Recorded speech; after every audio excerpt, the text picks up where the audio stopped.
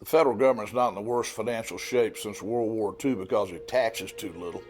It's because it spends too much. Because of outrageous spending, the federal government's dug itself into a budget hole this year that's projected to be $1.4 trillion. The Congressional Budget Office reports the federal government will spend $3.5 trillion this fiscal year, but will only collect $2.1 trillion in revenue.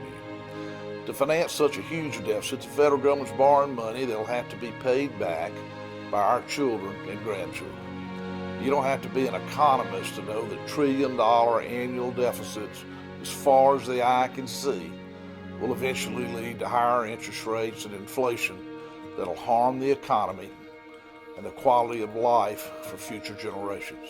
If your family were spending 60% more than you were taking in, you'd re-examine your priorities and get your family budget in line by spending less.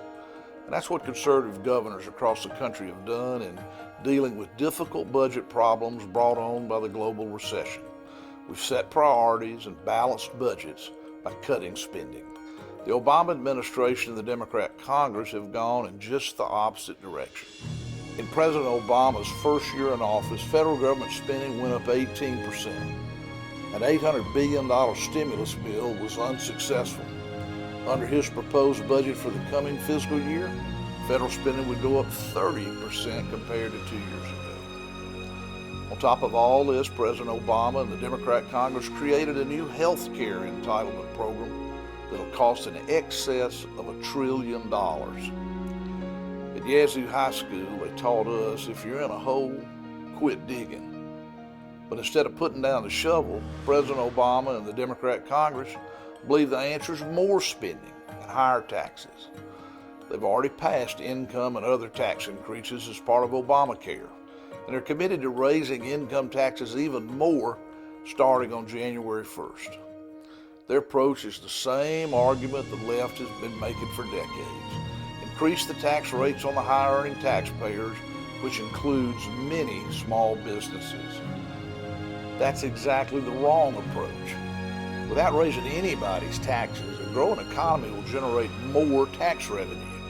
The right way to increase revenue is to have more taxpayers with more taxable income. Higher tax rates will produce just the opposite: fewer jobs, lower incomes. Raising income tax rates discourages entrepreneurship and retards private sector growth. And that's where a sustainable economic recovery has to come from, the private sector.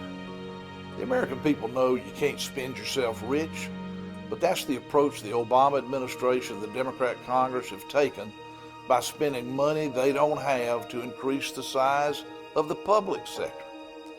It's time for the federal government to follow a simple rule. Don't spend all you take in, much less more than you take in. State governments like ours in Mississippi have shown it can be done. By getting control of spending and pursuing an aggressive job creation agenda of low taxes, rational regulation, and free market economics, we can balance our budget and give our children and grandchildren the better future they deserve.